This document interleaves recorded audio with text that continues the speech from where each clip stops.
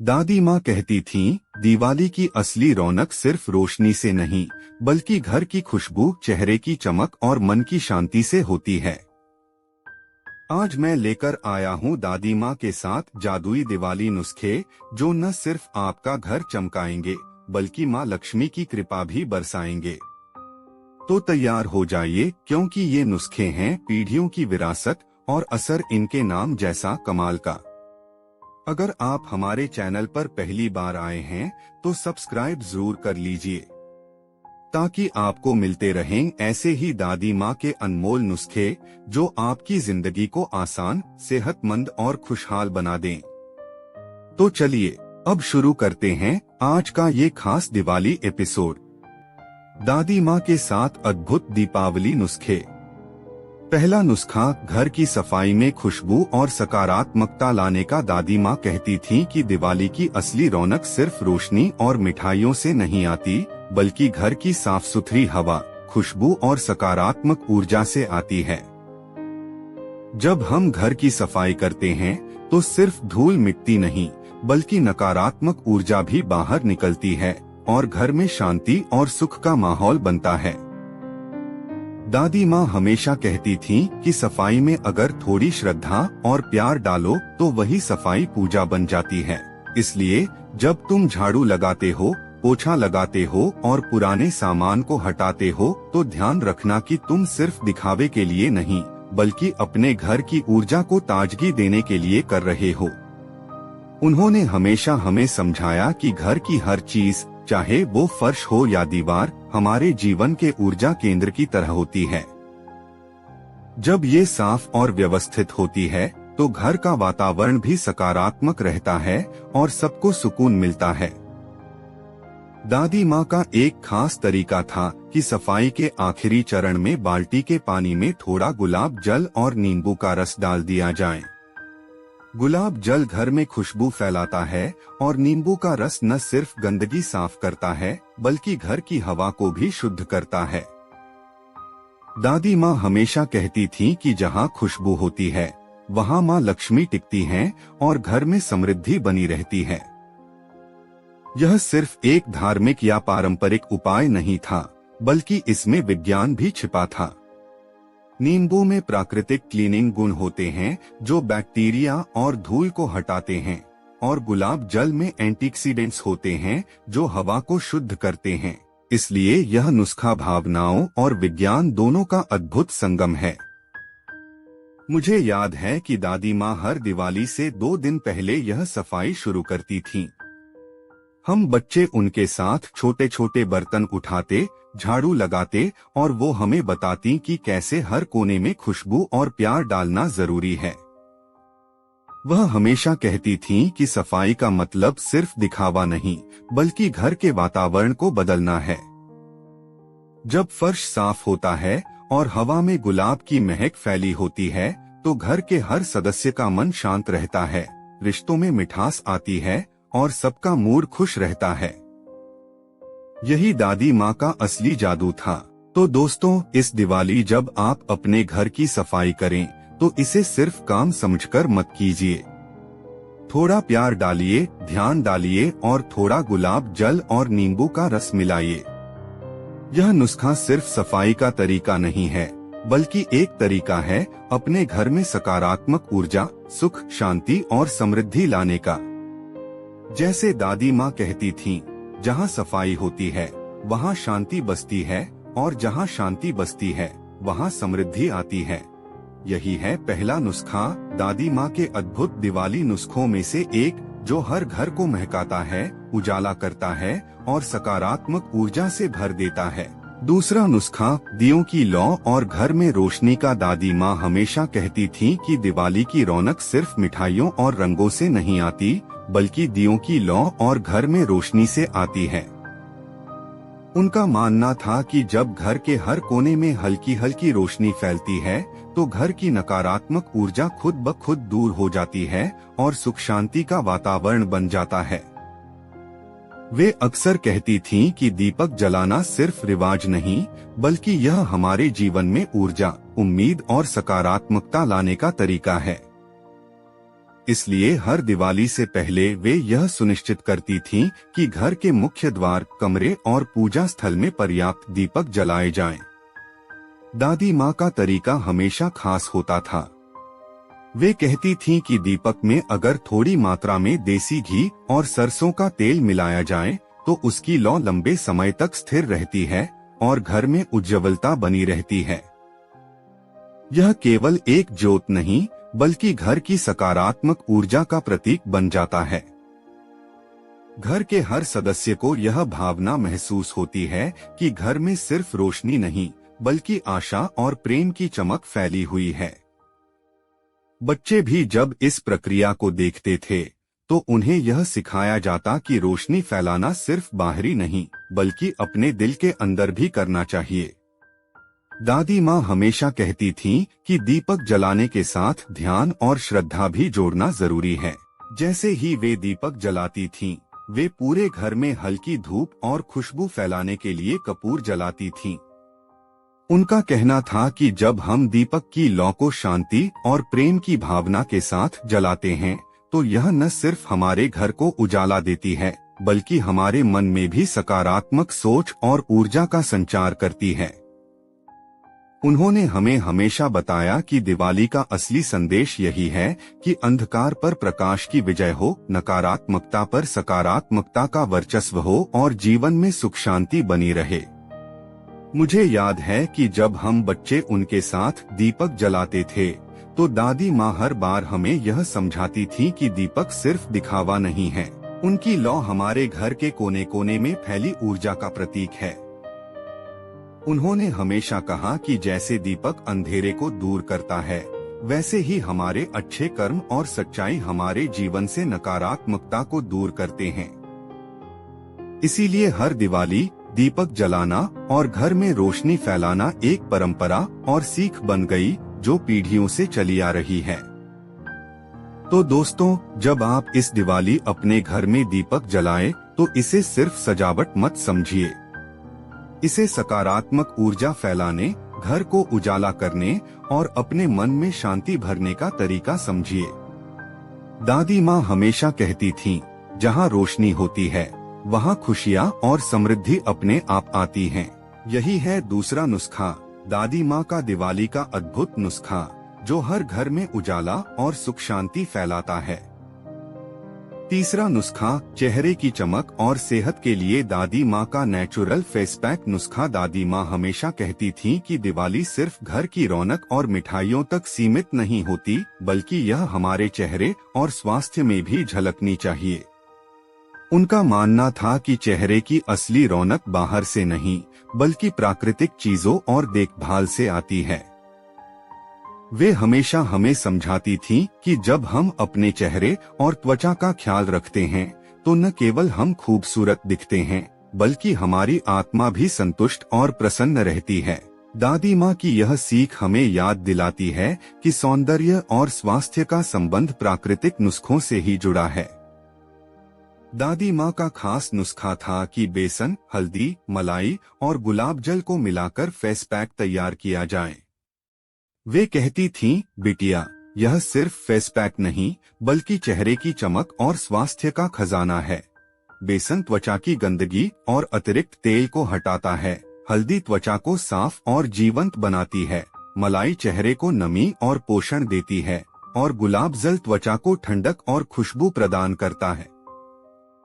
यही वजह थी कि जब भी दिवाली आती हम बच्चे भी इस प्राकृतिक फेस पैक का इस्तेमाल करते और दादी माँ के साथ यह प्रक्रिया करते हुए त्वचा और आत्मा दोनों को तरोताजा महसूस करते थे। दादी माँ हमेशा कहती थीं कि फेस पैक लगाने के दौरान ध्यान और सकारात्मक सोच रखना भी बहुत जरूरी है। उनका मानना था कि जब हम चेहरे पर पैक लगाते हैं तो हमारी भावनाएं भी त्वचा में प्रवेश करती हैं। यदि मन में प्यार, सुकून और खुशी हो तो इसका असर चेहरे की चमक और निखार पर सीधे पड़ता है। वे हमें यह भी सिखाती थीं कि यह प्रक्रिया सिर्फ दिखावे के लिए नहीं बल्कि हमारी स्वास्थ्य और आत्मविश्वास को बनाए रखने के लिए है। मुझे याद है कि दादी माँ कैसे हमें धीरे धीरे बेसन और हल्दी मिलाने का तरीका दिखाती थीं और हमें समझाती थीं कि साबुन या केमिकल प्रोडक्ट्स की बजाय प्राकृतिक चीजें ज्यादा असरकारक होती हैं। वे हमें यह भी सिखाती थीं कि चेहरे की देखभाल केवल दिवाली तक सीमित नहीं होनी चाहिए, बल्कि यह रोजाना की आदत बननी चाहिए। यही कारण है कि दादी माँ के नुस्खे पीढ़ियों से चले आ रहे हैं और उनका असर आज भी हर घर में महसूस किया जा सकता है। तो दोस्तों, इस दिवाली जब आप अपने चेहरे और स्वास्थ्य का ख्याल रखें, तो इसे केवल सजावट या दिखावे का तरीका मत समझिए। दादी माँ का यह नुस्खा हमें प्रकृति से जुड़ने, स्वास्थ्य बनाए रखने और आत्मविश्वास बढ़ाने की सीख देता है। जैसे दादी माँ कहती थीं, जहाँ त्वचा स्वस्थ और चमकदार होती है, वहाँ आत्मा भी प्रसन्न रहती है और खुशी अपने आप फैलती है। यही है तीसरा नुस्खा, दादी माँ के दिवाली नुस्खों में से एक, जो आपके चेहरे को निखार और आपकी आत्मा को सुकून देता है। चौथा नुस्खा, नकारात्मकता दूर करने वाला। दादी माँ हमेशा कहती थीं कि घर में न केवल सफाई और रोशनी जरूरी है, बल्कि घर के माहौल से नकारात्मक ऊर्जा को दूर करना भी उतना ही महत्वपूर्ण है।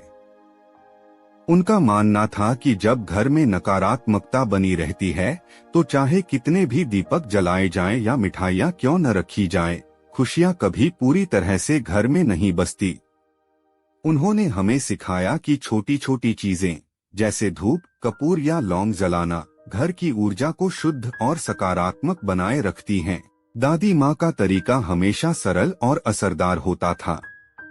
वे कहती थीं कि कपूर और लौंग को हल्की आग में जलाकर पूरे घर में धुआं फैलाना सबसे अच्छा तरीका है नकारात्मकता को दूर करने का।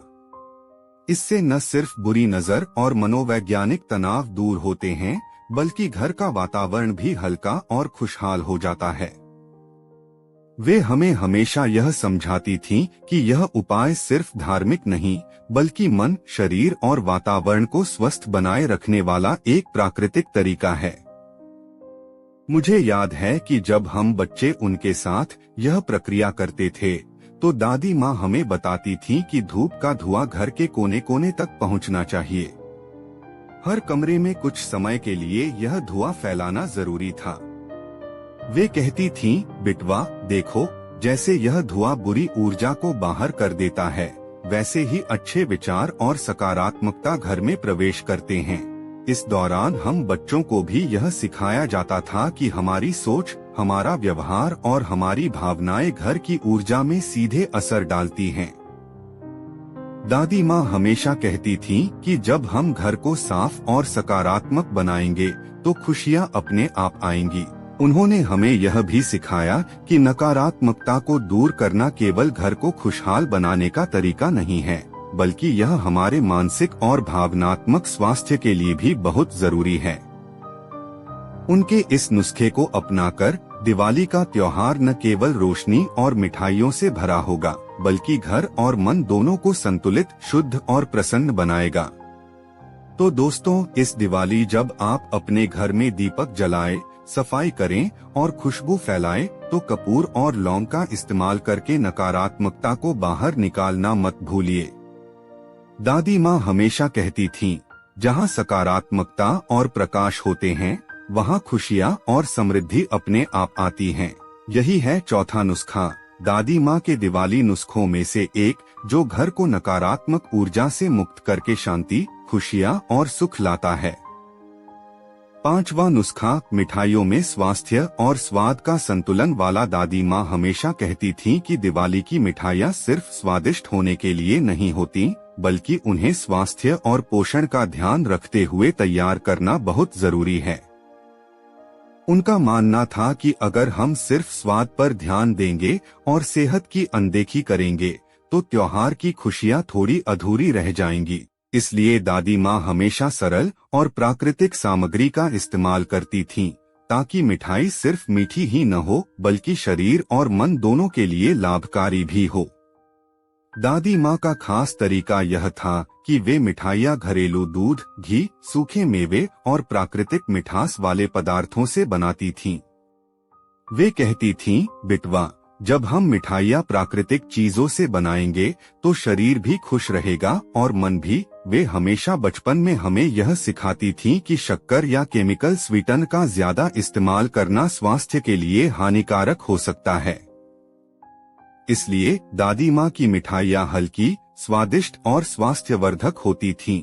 मुझे याद है कि जब हम बच्चे उनके पास मिठाइयाँ बनाने में मदद करते थे तो दादी माँ हमें बताते कि संतुलन सबसे जरूरी है।